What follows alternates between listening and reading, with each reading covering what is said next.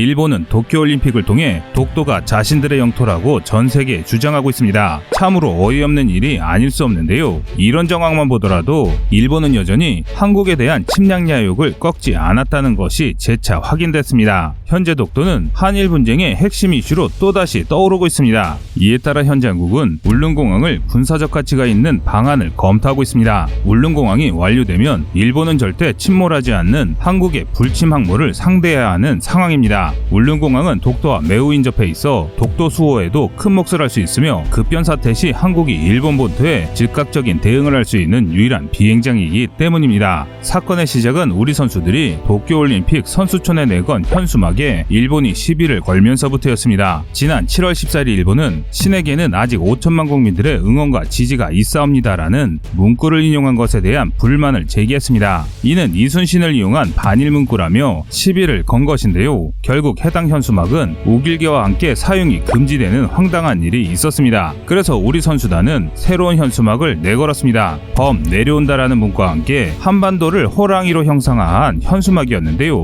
그런데 수일 전인 19일에 한 일본 매체가 우리 선수단이 내건 현수막을 또 문제 삼았습니다. 임진왜란 시절 도요토미 히데요시와 가토 기요마사를 비꼰 것이라고 주장하고 있습니다. 무슨 약을 먹어야 이런 망상을 할 수 있는지 의문이지만 일본 우익들이 다시 한번 흥분해 자신들이 만든 평화의 올림픽을 망치고 있다고 비난했습니다. 그런데 사실 일본이 이런 의심을 하는 데는 그만한 이유가 있기 때문인데요. 바로 자신들이 그런 짓을 똑같이 했기 때문입니다. 지난 2018년 일본은 평창올림픽에서 한반도기에 문제가 있다는 지적을 했습니다. 분쟁 지역인 독도가 들어가 있다는 것이었는데요. 우리 입장에서야 말도 안 되는 논란이었으나 평화를 위한 행사에 국제 분쟁이 들어가서는 안 된다는 IOC 목소리를 받아들여 한반도기에서 독도를 지웠습니다. 그러나 정작 도쿄올림픽이 시작되자 일본은 자국 지도에 독도를 넣는 만행을 저질렀습니다. 얼마 안가 이를 확인한 우리 정부가 삭제하라고 단호하게 요구했습니다. 그리고 우리뿐 아니라 국제사회 역시 한국을 지지하는 성명을 연달아 내놓자 반대 못 이겨 독도를 지도에서 지웠습니다. 그런데 이것이 일본의 꼼수였습니다. 알고 보니 지운 것이 아니었기 때문인데요. 자신들만 알아볼 수 있도록 독도의 크기를 축소해 놓았던 것입니다. 일본은 이처럼 치졸한 이들이다 보니 우리 선수들 역시 자신들과 같을 것이라고 생각하는 겁니다. 사실 온 국민이 일본과 한국이 독도를 두고 싸운다는 사실을 알고 있지만 정확히 무엇 때문에 싸우고 있으며 군사적으로 어떤 대비태세가 갖춰져 있는지 잘 아시는 분은 많지 않습니다. 특히 독도를 두고 공중이나 함대전이 벌어지면 어떻게 되는지 아시는 분도 많지 않습니다. 그래서 준비했습니다. 오늘은 한국과 일본에서 왜 그토록 독도가 중요한지 알아보겠습니다.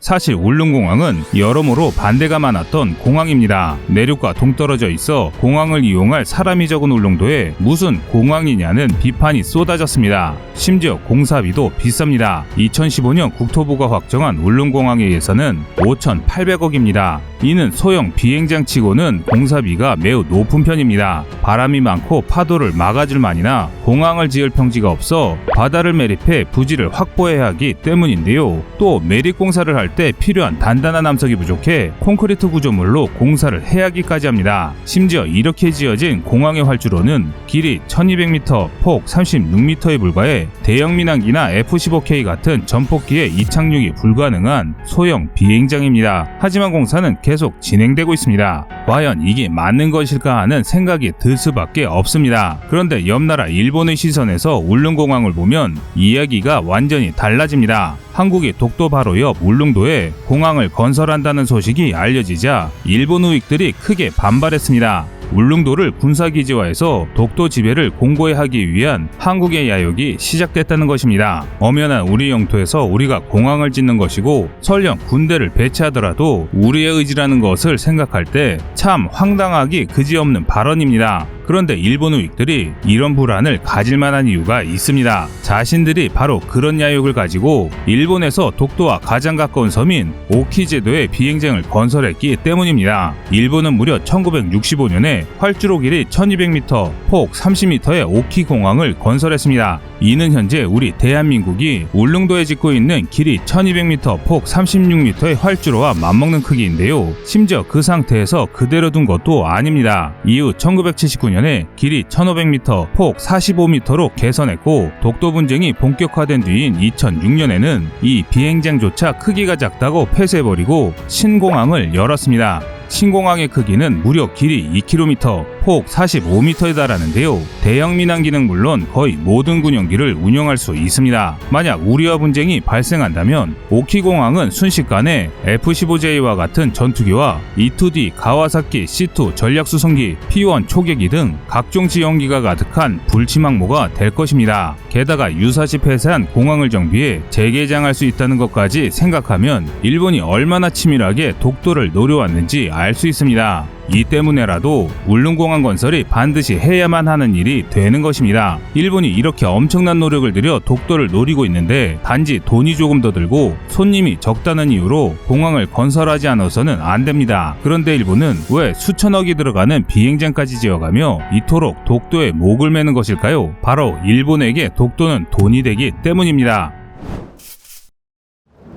독도가 누구의 영토이냐를 따지려면 여러 역사서와 고지도를 찾아봐야 합니다. 얼마 전 스페인 왕실이 우리 정부에 제공한 지도에는 독도가 한국의 부속 도서임이 명시되어 있었는데요. 그러나 일본은 독도가 먼저 누구의 것이었냐를 따지는 것은 정치적, 군사적으로 의미가 없습니다. 일본이 독도를 자기 땅이라고 주장하며 이야기하는 역사적 근거는 어디까지나 자신들의 욕심을 정당화할 명분일 뿐입니다. 그들이 원하는 것은 독도가 줄 수 있는 이권입니다. 당연히 이런 이유에서는 조목조목 근거를 들어 설명하는 것이 통할 리가 없습니다. 그보다는 일본이 독도를 통해 얻을 수 있는 이득보다 독도를 얻으려다 우리 대한민국에게 당할 피해가 크다는 생각이 들게 해야 이 지긋지긋한 분쟁을 끝낼 수 있습니다. 이를 위해서는 독도의 가치를 정확히 알아야 합니다. 사실 독도는 국제적으로 암초로 여겨집니다. 독도가 암초인 이유는 사람이 독자적인 경제활동을 할 수 없을 정도로 작은 섬은 암초로 정의한다는 국제 기준에 따른 겁니다. 그러나 한일 양국 모두 이를 부정합니다. 독도가 암초가 되면 섬일 때 얻을 수 있는 이익을 얻지 못하기 때문인데요. 독도가 섬일 때 독도를 지배하는 국가가 얻을 수 있는 이권은 다양한데 우선 독도를 지배하는 국가는 독도 아래에 있는 지하자원을 독점할 수 있습니다. 독도가 바로 인근 대륙붕의 기준이 되기 때문인데요. 대륙붕은 심해에 솟아있는 거대한 해저산맥인데 현재 인류가 채취하는 거의 모든 해양 자원은 이 대륙붕에서 얻어집니다. 그래서 대륙붕을 누가 얼마나 차지하느냐는 현대 국가의 아주 중요한 문제이고 그 중심에 독도가 있어 일본이 지속해서 시비를 거는 것입니다. 노무현 정부 시절 독도 분쟁이 본격화한 것도 양국이 경쟁적으로 대륙붕 탐사를 시작하면서부터 촉발됐습니다. 또한 독도의 지배권을 소유한 국가는 배타적 경제수역 EEZ를 확장할 수 있습니다. 배타적 경제수역은 영해기선으로부터 최대 200캐리까지 주권군이 권리를 행사할 수 있음을 말합니다. 한마디로 영해로 인정하지는 않지만 해당 해역에서 업, 석유 시추 등 각종 경제활동을 할 권리를 인정한다는 것입니다. 그리고 아시다시피 독도는 동해 한가운데 있습니다. 그러니 독도를 기준으로 EEZ를 확보할 수 있다면 정말 엄청난 이익을 얻을 수 있는 겁니다. 하지만 독도를 지키는 게 그리 만만치는 않습니다. 독도를 위협하는 일본의 전력은 날이 갈수록 강해지고 있기 때문입니다.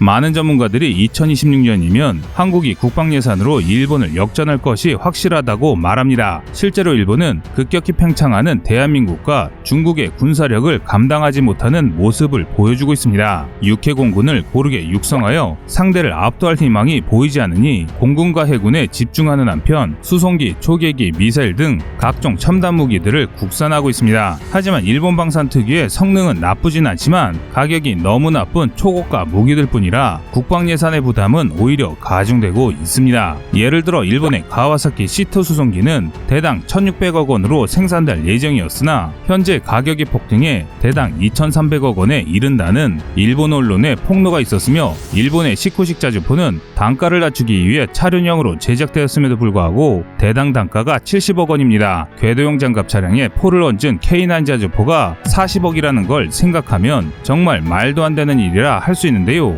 그렇다고 국방 예산을 증액할 수도 없습니다. 일본은 이미 아베 내각부터 국방 예산을 올리기 위해 많은 노력을 기울이고 있습니다. 그러나 높은 국채로 인한 예산의 상당 부분을 이자를 갚는 데 쓰고 있고 가뜩이나 부족한 예산에서 일본 정부가 소모성 예산인 국방 예산을 증액할 방법은 없습니다. 일본 국내의 많은 경제 전문가들은 확고한 국가 신용도를 바탕으로 끊임없이 엔화를 찍어내며 버티고 있지만 만성적인 재정 적자를 버틸 수 있는 한계가 곧 올 것이라는 전망을 하고 있습니다. 하지만 이런 상황에도 불구하고 일본은 해군과 공군의 확장을 멈추지 않고 있습니다. 바로 그들이 한국에 대한 침략 야욕을 꺾지 않기 때문입니다. 또 그 핵심이 독도입니다. 지난 2019년 항공자위 되는 9기의 E-2D 조기 경보기를 미국으로부터 도입했습니다. 뿐만 아니라 2020년 7월에는 100대가 넘는 F-35를 추가 도입하기로 했고 자국산 가와사키 C2 수송기를 개조해 EC2 전자전기와 RC2 정보수집기를 배치하고 있습니다. 또한 해상자위대 전력은 더욱 가파르게 상승하고 있는데요. 세종대왕급 이지스함과 비슷한 규모의 마야급 이지스 구축함을 이미 2척이나 배치했고 다동선형 이지스 구축함의 건조를 선언했으며 이를 보조할 07DD급 구축함 14척, 모가미급 호위함을 무려 22척이나 생산할 예정입니다. 센카쿠, 쿠릴, 독도 등 일본이 주변국과 분쟁을 일으키고 있는 지역에서 일본의 자존심인 해공군만은 밀리지 않겠다는 것입니다. 그리고 이 해공군 전력이야말로 오키제도의 공항과 함께